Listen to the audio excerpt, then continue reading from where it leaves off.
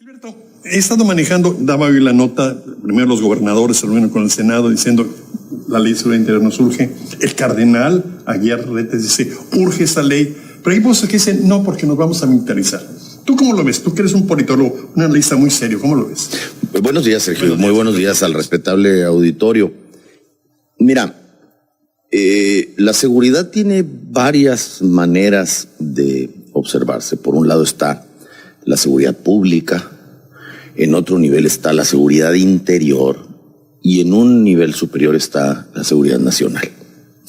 En el caso al que te refieres, esta ley que ha sido discutida en la Cámara de Diputados, aprobada por la mayoría de la Cámara de Diputados y enviada en minuta hacia la Cámara de Senadores como Cámara de Revisión, lo que quizá tengamos que hacer es, más allá de un asunto en donde todos tenemos una opinión respecto de la actuación de los cuerpos militares, de la Armada, de la Fuerza Aérea y del Ejército. Más allá de esta historia que nos acompaña, en donde nuestras Fuerzas Armadas han sido los mejores garantes de este país en todo. Es decir, resguardan lo mismo la frontera que las instalaciones más importantes del país, que la estabilidad, y que también acuden cotidianamente en respaldo de la población cuando hay una necesidad de ello. Recordemos hace apenas unos meses los sismos en el centro y en el sur del país, en donde el ejército y la población trabajaron juntos. Bueno, todo esto hay que tenerlo en consideración como parte de nuestra opinión, pero cuando nos vamos al análisis de una ley, leámosla primero. Vayamos al espíritu de la iniciativa, vayamos con cuidado a ver qué opinan los propios militares, la Fuerza Aérea y por supuesto la Armada. ¿Qué opinan ellos en el colegio militar? ¿Qué están diciendo ellos, que son unos estudiosos y también serios actores de la seguridad interior? En términos generales se requiere que la participación de las Fuerzas Armadas esté debidamente regulada, que el fuero militar quede acotado a lo que corresponde a ellos, que en consecuencia todo aquello que lleven a cabo alejados de las funciones primarias del ejército sea tratado por los fueros normales, los regulares, los que te juzgan a ti o a mí. Esto de la actuación de las Fuerzas Armadas a muchos les preocupa porque tienen muy reciente el recuerdo de 68 o algunas otras eventualidades en donde el ejército pudo haber participado y que por la falta de regulación el gobierno hace uso de ellos. Con mucha facilidad echamos al ejército en nuestras discusiones de café y luego resulta que serían similares al ejército argentino o al chileno, y no es cierto. Este es un ejército popular. Este es un ejército popular, es un ejército plenamente identificado con la población. Este es un ejército, no de élites como el chileno. Exactamente, que no forma parte de una tradición prusiana, en donde el ejército pareciera ser distinto a la población. No, el nuestro es un ejército que nace de la población, que nace de la revolución, que tiene antecedentes también previos, pero que evidentemente reconoce en la población a su más alto objeto de protección. Es decir, el Ejército Nacional sirve al país como muy pocas instituciones en los últimos años. Es el mejor evaluado en todas las encuestas. Yo que trabajé con una escuela militar, yo entiendo muy bien el proceso. Son gente notable. 68, por ejemplo, la verdad, fueron los menos responsables, ¿no?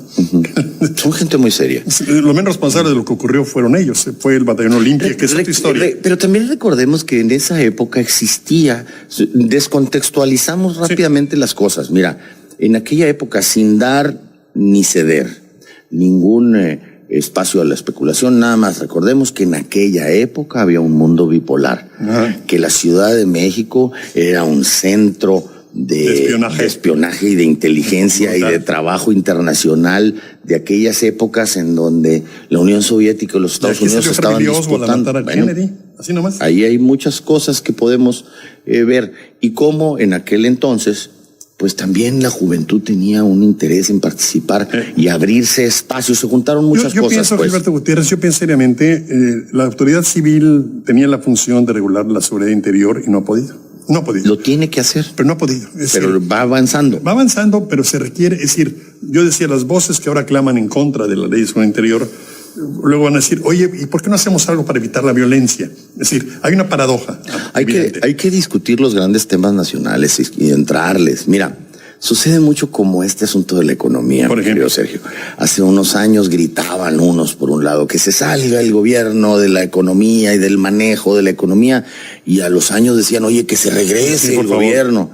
Y otros por otro lado decían, entregar el país al Tratado de Libre Comercio es entregar la soberanía, y levantaban las voces en el otro extremo. Hoy esas mismas voces dicen que no se vaya a caer el Tratado de Libre Comercio. Es el momento que vivimos. No podemos entregar el petróleo a las manos extranjeras. Qué bueno que ya llegaron los manos. Qué bueno que ya llegó la inversión. Qué bueno que ya llegó la inversión.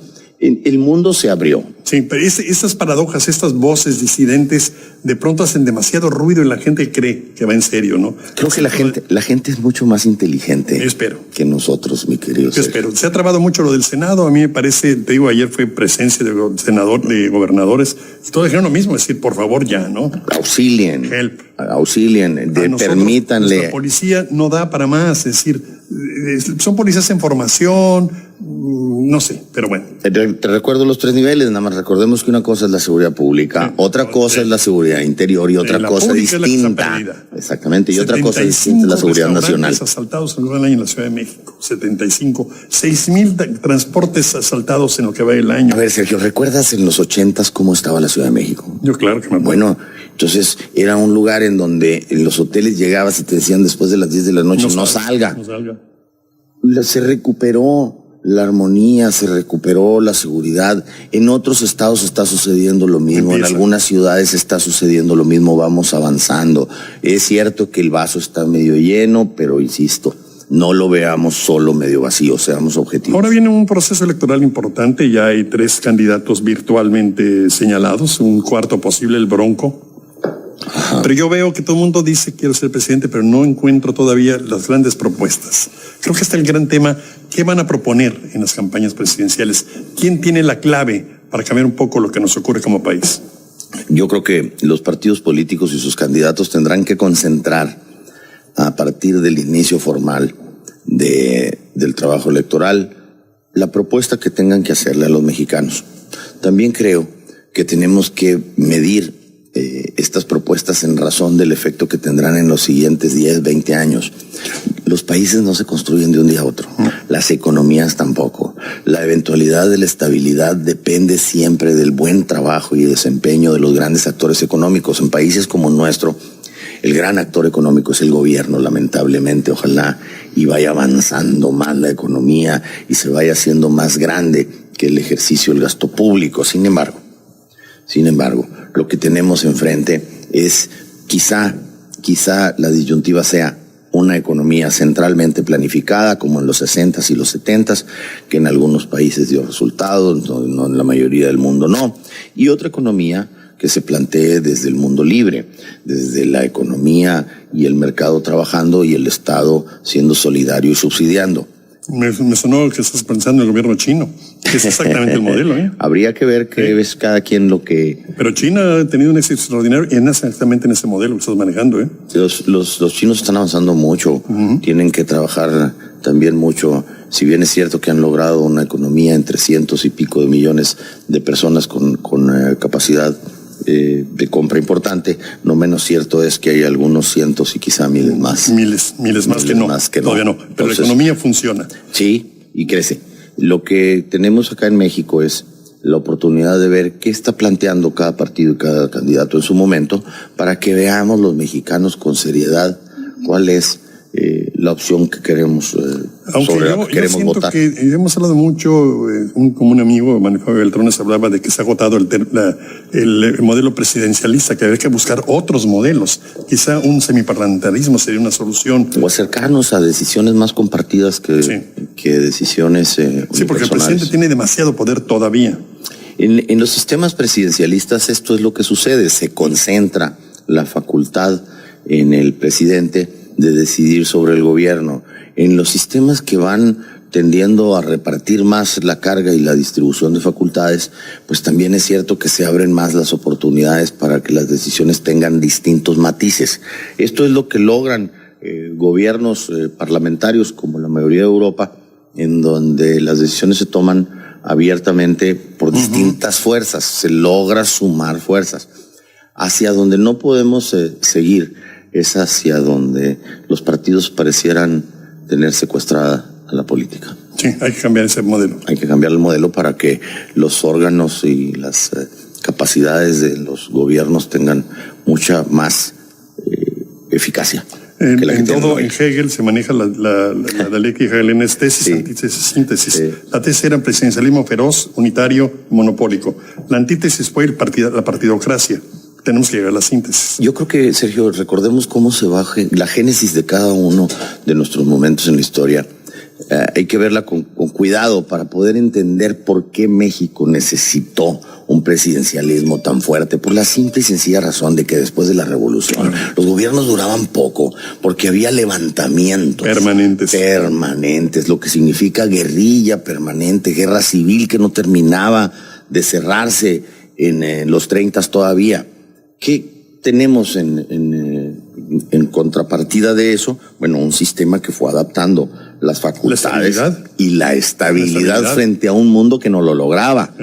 El milagro mexicano se debe precisamente a eso, a que durante los años 40, 50 y 60 se educó, se le dio mejor salud, evolucionó el país rápidamente en su economía y en sus capacidades de la población después de una guerra civil.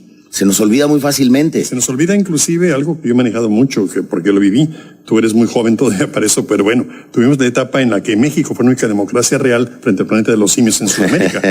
Era todo, Ecuador, Colombia, Perú. Es lo que los académicos llamaban los gobiernos de los hombres fuertes. ¿Los gorilas? Sí, los gorilas. Eran gorilas todos. Sí. Gobiernos militaristas, rudos, feroces, con una atrabiliaria forma de vida. Y México sí es una democracia. El péndulo ideológico en México se daba a través del cambio de los matices de gobierno, como tú recordarás, pasábamos del presidente Cárdenas al presidente Ávila Camacho, que significaban dos cosas distintas, una manera distinta de cada uno de ellos de percibir. Muy fino el manejo, porque la gente decía, bueno, como Ávila Camacho, si Lázaro Cárdenas no puede dejar a Jara, a Mújica, no pudo. Son los péndulos. Al contrario, Ávila Camacho, que era el católico, el otro. El caballero. Ávila Camacho no puede dejar a nadie de su... Tiene que traer un civil como Miguel Alemán. Es decir, por ejemplo, hay una evolución del sistema político y bueno, ahora en día lo que hacia donde tenemos que ir seguramente se discutirá en las cámaras por quienes resulten electos para ir a ellas y que seguramente serán gente